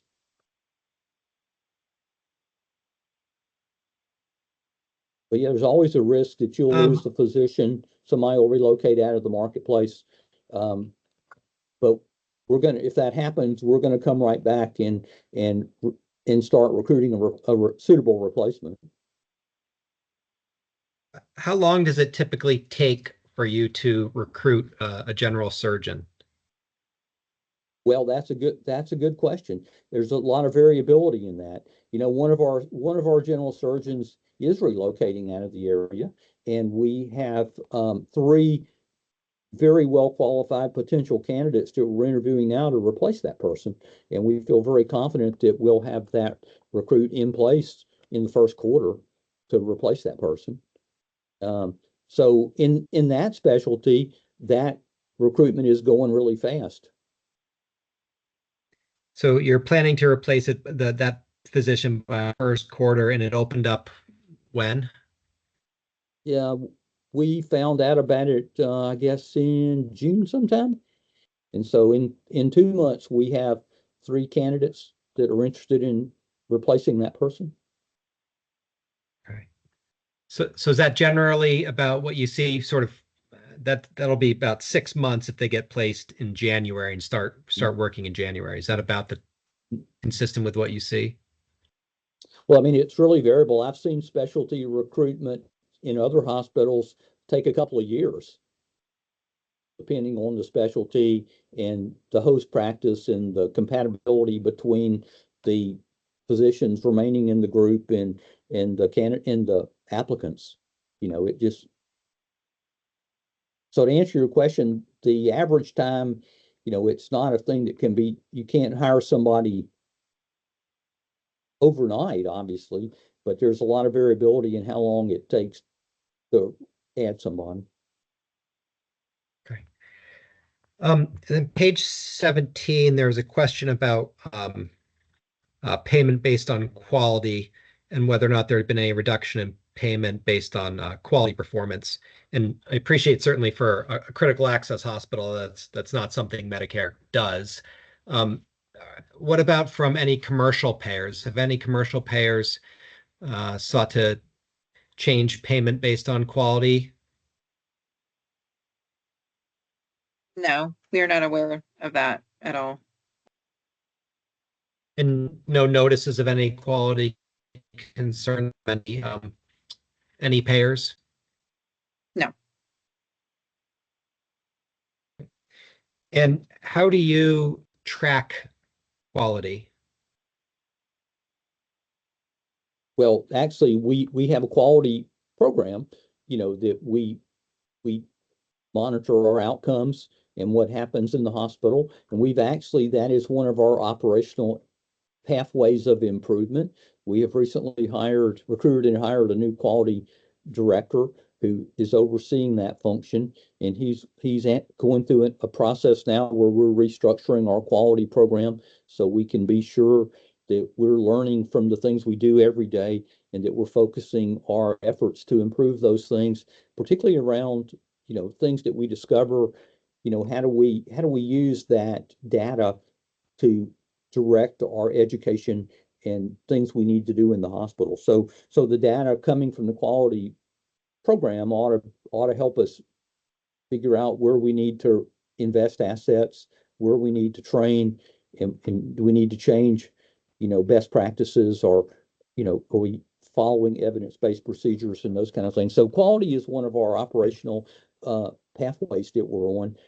We have some other ones we're working on too that are similar, like our information technology pathway. We know we have to upgrade our information technology. So quality is kind of like several of the other operational things we're working on. Do you use or review any outside quality reporting resources? So we use the local thing, the VPQHC.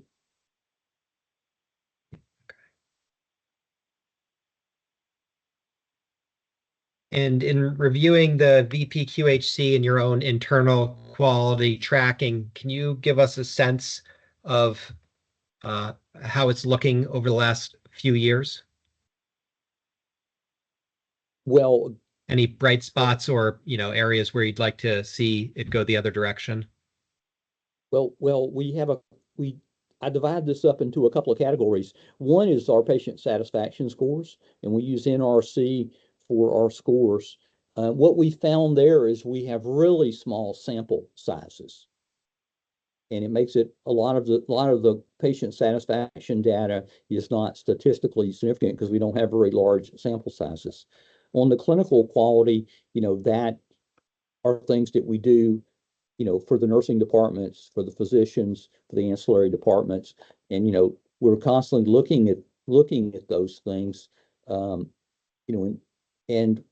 also one of the things we're working on now that's we haven't worked on very much, but we're also starting to focus now on our utilization management and our case management process. So what's our throughput? How do we get people in? What is the process for moving them through our care process and to the next level of care for that patient? So these are all operational pathways that we're working on, Chair Foster.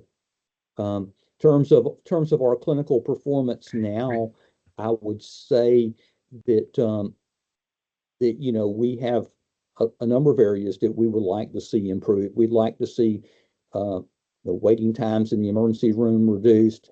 We'd like to see people leaving without being seen reduced.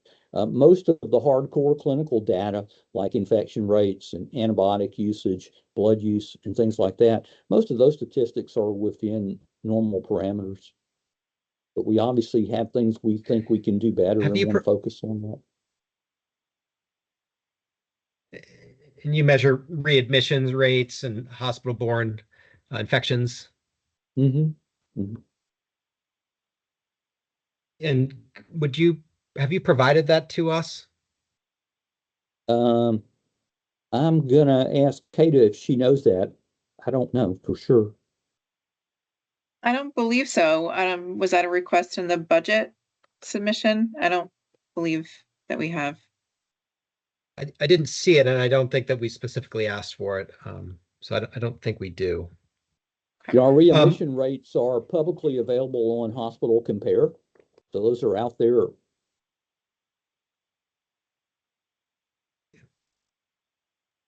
Okay. All right. And then two other questions. I forget what page it was.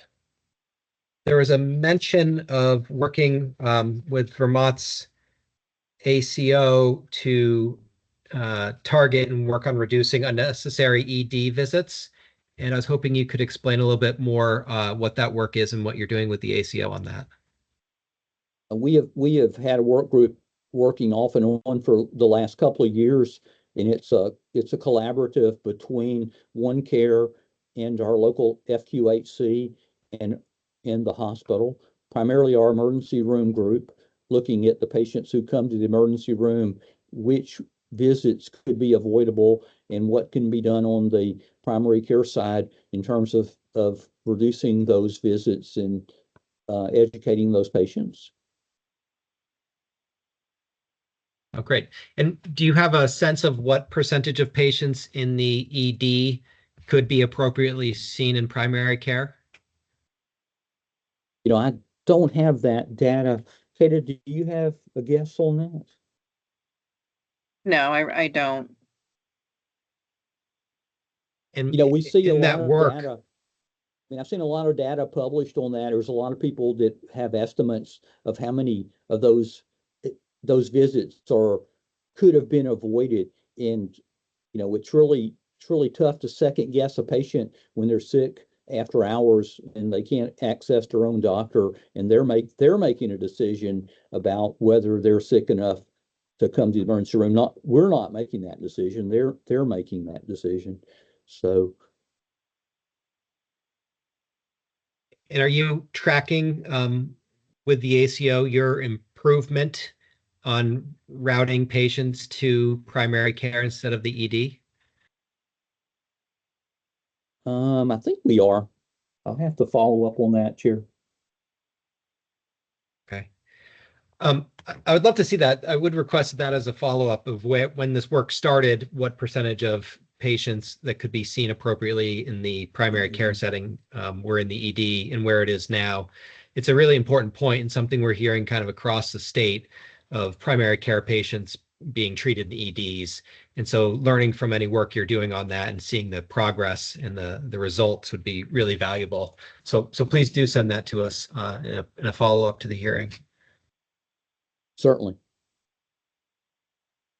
And then my last question, so Member Holmes was asking some questions around the 10.6% NPR increase based on utilization. And I believe she asked a question about the expenses being sort of based around the projection of a large utilization increase. And you may not have this handy, so it's also a follow-up if that's a better process. But if your if your NPR growth and utilization were 3.4%, if it were guidance, how much lower would the expense budget be? So I'm just trying to get a sense of the delta in expenses budgeted for the anticipated 10.6% NPR utilization increase in NPR and the guidance NPR. I think that's going to have to be a follow-up by us. Yeah. Okay. Thank you. Thought probably. Okay. I had no other questions. Thank you both very, very much for your time and your presentation today. Any other board members? I have just a couple of quick ones. So you mentioned you're considering opening a gynecology satellite office. If that happens, when would you expect that to occur? Probably sometime around the end of the first quarter. Okay. And sorry if I missed that when you said it before. And then when you were talking about the June compared to June being above, being favorable, does that change your overall projection for the fiscal year 24 that you submitted with your budget? No, we didn't change any. I mean, the original budget platform was based on what was it, Kata? Was it March or April year to date? The 25 budget, are you talking about? Yes. I mean, the 25 budget process starts with, all of our departments and managers, based on their current year volumes. Each department projects what their volume is going to be for the next year.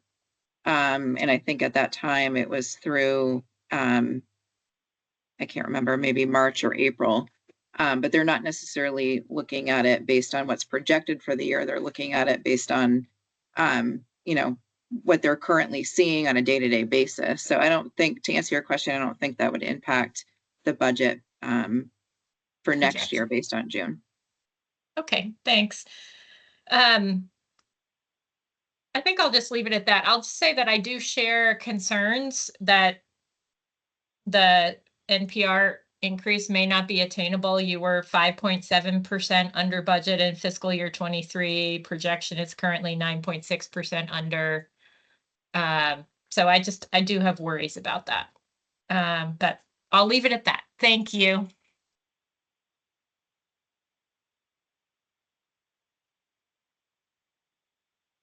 Hey, Dr. Merman, do you have any questions?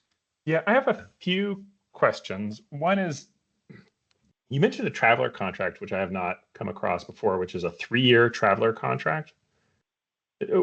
When did these contracts get initiated? Well, it's really not a traveler, Dr. Merman. We were just kind of putting it in that bucket.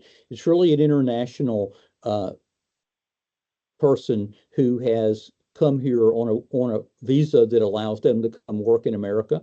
And they've come and they're usually sign a 3-year agreement and they come move into our community and usually an agency procures those people for us and helps with the immigration part so that they can come work here.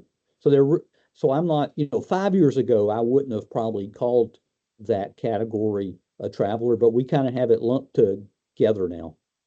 So Okay. We didn't, I was just, we didn't get locked into COVID traveler rates for 3 years or something like that.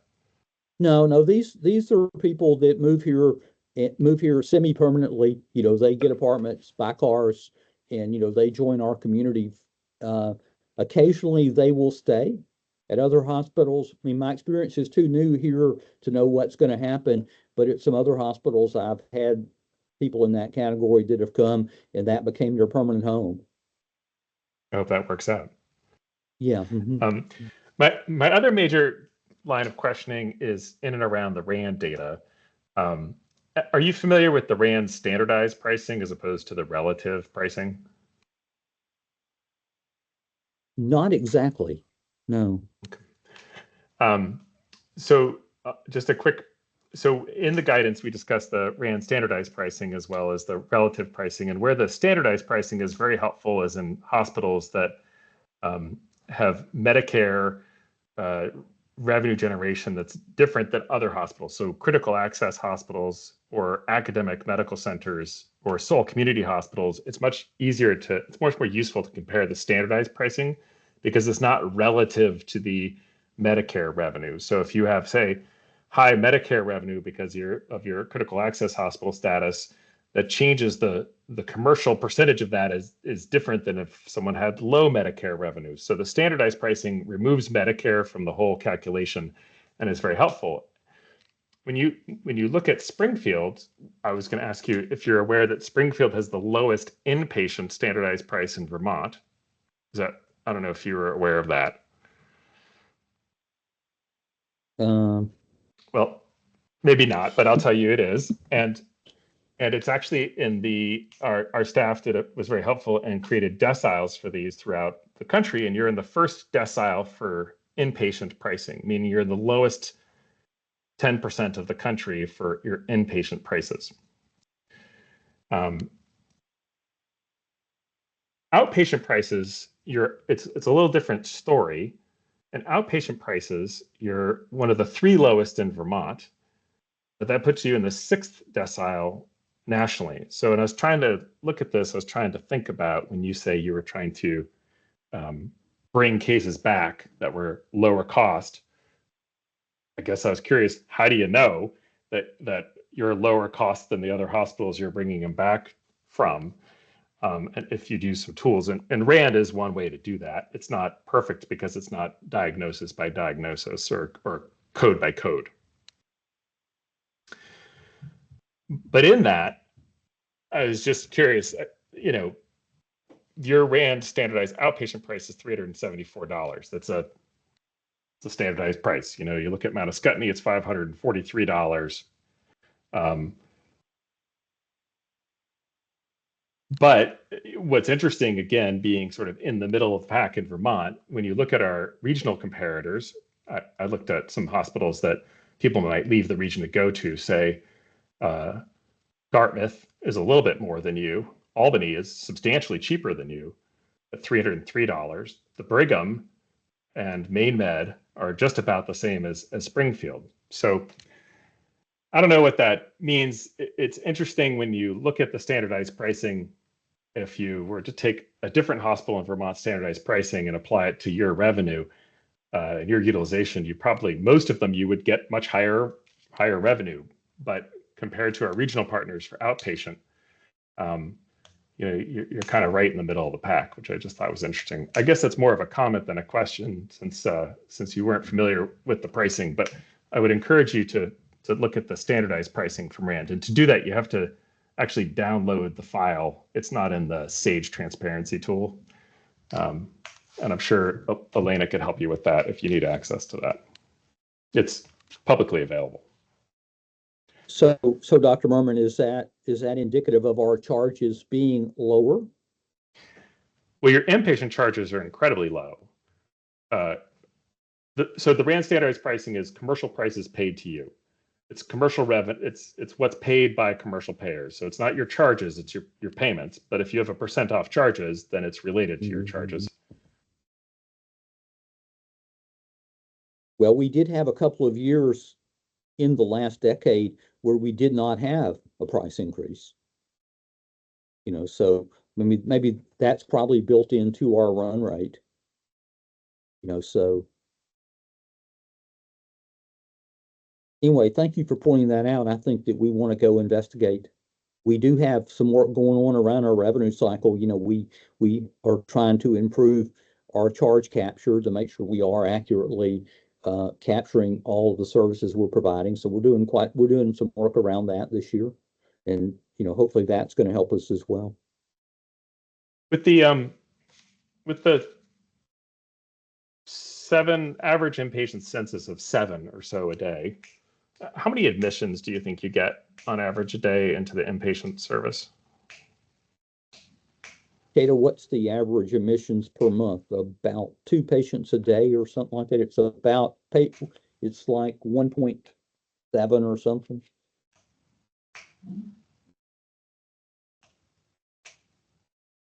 If you could send that in follow-up, that'd be fine. I guess, and the other question I would have in follow-up is, do you know how many transfers you've had?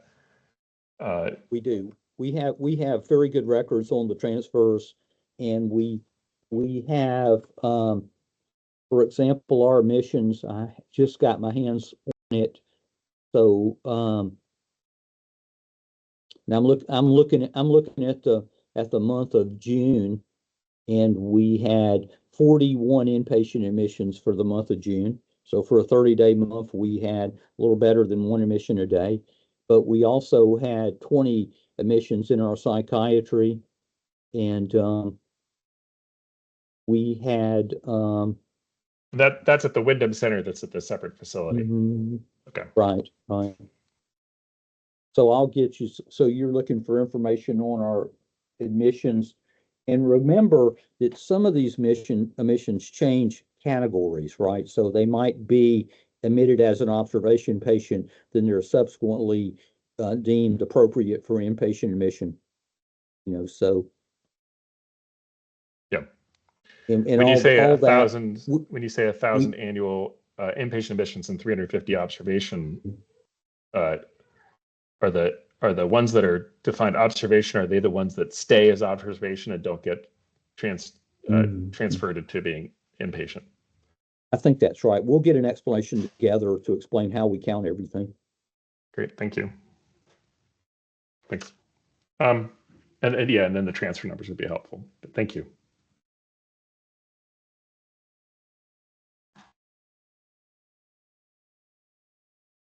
Great, thank you, Dr. Merman. Any questions or comments from the healthcare advocate? Yes, Mr. Chair, thank you. Mike Fisher here, healthcare advocate. Thank you, Springfield, for the presentation. And I think this is more a comment than a question, but we'll see. I appreciate slide 22 and your discussion about bad debt and free care. And also really appreciate that you've hired a financial counselor. That's a good thing. People certainly need support to manage filling out an application for financial help. Amongst many other things, they need support financially when they're getting care. And I want to recognize that your free care policy did a good job on plain language and on meeting the eligibility standards for income. When we focus on the ratio of bad debt to free care, we tend to use actuals because we've found over time that the relationship between budgeted and actuals is not so strong. That's not specific to Springfield, but generally, when we really get to actuals, best intentions on budgeted around free care and bad debt often don't bear out. So I think it's a great thing that you guys are pushing towards 2.47 relationship of bad debt to free care in your 25 budget, but I want to recognize that your 23 is not as hot as that, 4.27. And then I also just I just want to recognize that there's a number of other pieces to Act 119 beyond the straight up financial eligibility, including how we're counting income, how we're asking for people to prove their income, household size, and many other details. And that my team has reached out to you and provided as clear as we possibly can ways to correct problems, and maybe I'll just leave it at we look forward to hearing back from you on taking those next steps to come into full compliance. Thank you, Mike, and we appreciate you sending us all of those recommendations. And we have a meeting on the calendar this week to start looking at those. So we appreciate that. Thank you. Thank you. Great. Thanks for working with the healthcare advocate on that. I don't believe there's any other board questions. Nothing else from the HCA, Mike? Nothing else today. Thank you. Great. All right, Ms. Westcott and Mr. Adcock, thank you very much for your time and your presentation. There's nothing else at this time, and we'll get back to you with some of the follow-up questions from staff, and we look forward to hearing from you on those. We have public comment next on the hearings that we had today. You're welcome to stay and listen or to head out if you'd like, whatever you need to do for your days. So with that, I'll turn it open to public comment via the raise the hand function.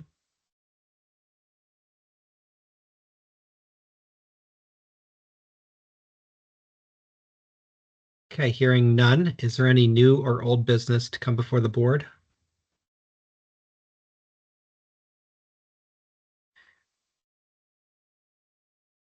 And is there a motion to adjourn? So moved. Second.